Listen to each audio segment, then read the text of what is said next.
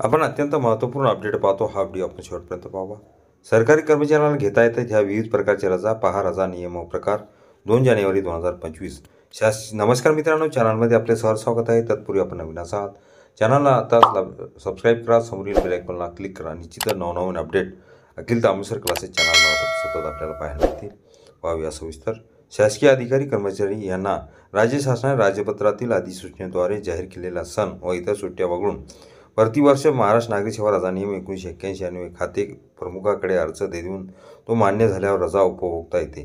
सुट्टी महाराष्ट्र नागरी सेवा रजा नियम 1981 प्रकरण 2 नियम 9-23 अन्वये प्राक्राम्य सलेख अधिनियम 1981 कलम 25 अन्वये विहित केलेली अथवा अधिसूचित केलेला शासकीय कार्यालय कामापुरते बंद ठेवण्याचा आदेश ह्याला सुट्टी असे संबोधण्यात येते. रजा महाराष्ट्र नागरी रजा नियम 1981 प्रकरण 2 नियम 9-28 अन्वये सक्षम प्राधिकाराने कामावर अनुपस्थित राहण्यास दिलेली परवानगी म्हणजे रजा होय. रजेचा हक्क. महाराष्ट्र नागरी सेवा रजा नियम 1981 प्रकरण 3 नियम 10 अन्वये एक सक्षम प्राधिकाराने कामावर अनुपस्थित राहण्यास दिलेली परवानगी म्हणजे रजा. हक्क म्हणून रजा मागता येत नाही. रजा मंजूर करण्यास सक्षम अधिकारी लोकसेवेच्या निगडीमुळे कोणत्याही प्रकारची रजा नाकारू शकतो किंवा रद्द करू शकतो. शासकीय कर्मचाऱ्यास लेखी विनंती खेरीज देय असलेल्या आणि मागितलेल्या रजेचा प्रकार बदलता येणार नाही. अखंडित रजेची कमाल मर्यादा. महाराष्ट्र नागरी सेवा रजा नियम 1981 प्रकरण 3 नियम 16 अन्वये शासकीय अधिकारी कर्मचारी यांना सतत ह्याच वर्षाहून अधिक कालावधीकरिता कोणती रजा मंजूर केली जाणार नाही. अर्जित रजा पूर्ण पगारी. प्रत्येक कॅलेंडर वर्षाच्या जानेवारी आणि जुलै महिन्याच्या पहिल्या दिवशी प्रत्येकी 10 दिवस ह्याप्रमाणे 2 वर्षात 2 हप्त्यात अर्जित रजा आगाऊ जमा होते. एका वेळी सलग 180 दिवस अर्जित रजा घेता येते. 300 दिवसापर्यंत रजा खात्यात जमा करून ठेवता येते. अर्धवेतनी रजा हाल्फ पे लीव. देय असलेल्या अर्धवेतनी रजेच्या निम्मे दिवस सदरील रजा मिळते. सेवेच्या पूर्ण केलेल्या प्रत्येक वर्षासाठी 20 दिवस मिळते. प्रत्येक कॅलेंडर वर्षाच्या जानेवारी किंवा जुलै महिन्याच्या पहिल्या दिवशी प्रत्येकी 10 दिवस याप्रमाणे वर्षात 2 हप्त्यात आगाऊ जमा होते. ह्यात विलंबन काळ धरू नये. परिवर्तित रजा. अर्धपगारी रजा दुप्पट खर्ची टाकून परिवर्तित रजा मिळते. कमाल 90 दिवस एकूण उपभोगलेली रजा ही अर्धवेतनी रजेचा दुप्पट दिवस खर्ची पडेल. अनिर्जित रजा लीव नॉट ड्यू. वैद्यकीय प्रमाणपत्र असल्यास जेवढी अर्थवेतनी रजा अर्जित होण्याची शक्यता नसेल तितके दिवस घेता येते. एकूण सेवेत कमाल 360 दिवस, एका वेळेस 90 दिवस, संपूर्ण सेवा काळात कमाल 180 दिवस उपभोगता येते. असाधारण रजा.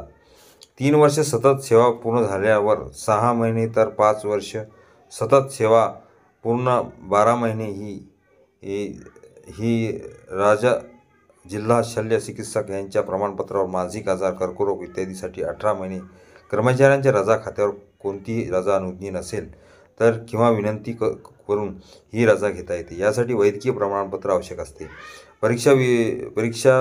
परिवीक्षाधीन कर्मचाऱ्यास रजा. अनुज्ञेय रजा मिळण्याचा हक्क असेल त्यापेक्षा जास्त रजा घेतल्यास परिवीक्षाधीन काळात वाढ केली जाईल. निवृत्तीपूर्व रजा. नियत सेवानिवृत्तीच्या तारखेपलीकडे जाणार नाही ही दक्षता घेऊन कमाल 180 दिवस, कमाल 24 महिने रजा घेता येते. प्रसूती रजा. 180 दिवस पगारी रजा घेता येते. शासकीय सेवेत असणाऱ्या महिला कर्मचाऱ्यास नव्याने रुजू झालेल्यासह 2पेक्षा कमी मुले यात असतील तर रजाच्या तारखेपासून 180 दिवस घेता येते. किमान सेवेची अट रद्द करण्यात आली आहे. विशेष नैमित्तिक रजा. स्वतः नसबंदी शस्त्रक्रिया केल्यास 6 दिवस विशेष नैमित्तिक रजा मिळू शकते. वैद्यकीय दाखला आवश्यक. एकदा केलेली नसबंदी शस्त्रक्रिया अयशस्वी झाल्यामुळे दुसऱ्यांदा नसबंदी शस्त्रक्रिया केल्यास 6 दिवस विशेष नैमित्तिक रजा मिळू शकते. वैद्यकीय दाखला आवश्यक. कर्मचाऱ्यांच्या पत्नीने बाळंतपणानंतर लगेचच संतती नियमाची शस्त्रक्रिया केल्यास कर्मचाऱ्यास 4 दिवस विशेष नैमित्तिक रजा मिळू शकते. वैद्यकीय दाखला आवश्यक. कर्मचाऱ्यांच्या पत्नीच्या बाळंतपणाव्यतिरिक्त अन्य वेळी संतती नियमाच्या शस्त्रक्रिया केल्यास कर्मचाऱ्यांच्या 7 दिवस विशेष नैमित्तिक रजा मिळू शकते. वैद्यकीय दाखला आवश्यक. स्त्री कर्मचाऱ्याने बाळंतपणाव्यतिरिक्त अन्य वेळी संतती नियमाची शस्त्रक्रिया केल्यास स्त्री कर्मचाऱ्यास 14 दिवस विशेष नैमित्तिक रजा मिळू शकते. वैद्यकीय दाखला आवश्यक. रजा. स्त्री कर्मचाऱ्याने अनाथ मुलं दत्तक घेतल्यास विशेष रजा अनुमती आहे. दत्तक मुलाचे वय 1 वर्ष असल्यास 180 दिवस रजा आणि दत्तक मुलाचे वय 1 वर्षापेक्षा जास्त व 3 वर्षापर्यंत असल्यास 90 दिवस रजा मिळू शकते. विशेष नैमित्तिक रजा. कर्मचाऱ्याने स्वेच्छेने विनामूल्य रक्तदान केल्यास कर्मचाऱ्यास विशेष नैमित्तिक रजा मिळू शकते. एका वर्षात कमाल 10 दिवस वैद्यकीय दाखला आवश्यक. राष्ट्रीय क्रीडा स्पर्धेत भाग घेण्यासाठी कॅलेंडर वर्षात 30 दिवस विशेष नैमित्तिक रजा मिळू शकते. क्रीडा अधिकाऱ्याचा दाखला आवश्यक. कर्मचाऱ्यांच्या पत्नीने बाळापणानंतर किंवा अन्य वेळी केलेली नसबंदी शस्त्रक्रिया अयशस्वी झाल्यामुळे दुसऱ्यांदा नसबंदी शस्त्रक्रिया केल्यास कर्मचाऱ्यास 7 दिवस विशेष नैमित्तिक रजा मिळू शकते. वैद्यकीय दाखला आवश्यक. नैमित्तिक किरकोळ रजा.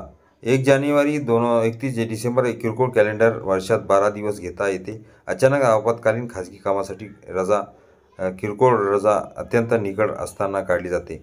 साधारणपणे एका वेळी 3 दिवसांहून जास्त घेता येत नाही. अपवादात्मक परिस्थितीत 10 दिवस वाढविता येते. किरकोळ रजा शक्यतोवर बिनपगारी करू नये. किरकोळ रजा नामंजूर करता येत नाही. नाकारण अथवा रद्द करणे अशी तरतूद कायद्यात नाही. प्रसंगी अर्ज नसला तरी किरकोळ रजा नाकारू नये. अर्जित व अन्य प्रकारच्या रजेला जोडून किरकोळ रजा घेता येत नाही अथवा किरकोळ रजेला जोडून अर्जित व अन्य प्रकारच्या रजा घेता येत नाही. सार्वजनिक सुट्टी जोडून घेता येते. कमाल 7 ते 10 दिवस सेवा पुस्तकात नोंद घेता येत नसून स्वतंत्र नोंदवही ठेवावी लागते. अध्ययन रजा. कर्मचाऱ्यांच्या कर्तव्य क्षेत्राशी संबंध असलेल्या विषयातील उच्च शिक्षण पाठ्यक्रम भारतामध्ये किंवा भारताबाहेर पूर्ण करण्यासाठी कमीत कमी 5 वर्षे सेवा होणे आवश्यक असते. रजा संपल्यानंतर कामावर परत येणे आवश्यक आहे. कमीत कमी 3 वर्षे सेवा करणे गरजेचे आहे. सदरील रजा हक्क म्हणून मागता येत नाही. एकाच व्यक्तीला वारंवार मंजूर करता येत नाही. भारताबाहेर अभ्यासक्रमासाठी अभ्यासक्रम भारतात उपलब्ध नसल्याचे सक्षम प्राधिकाऱ्याचे प्रमाणपत्र आवश्यक असते.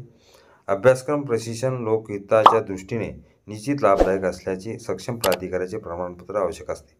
सदरील रजा कालावधी 12 ते 24 महिने असू शकतो.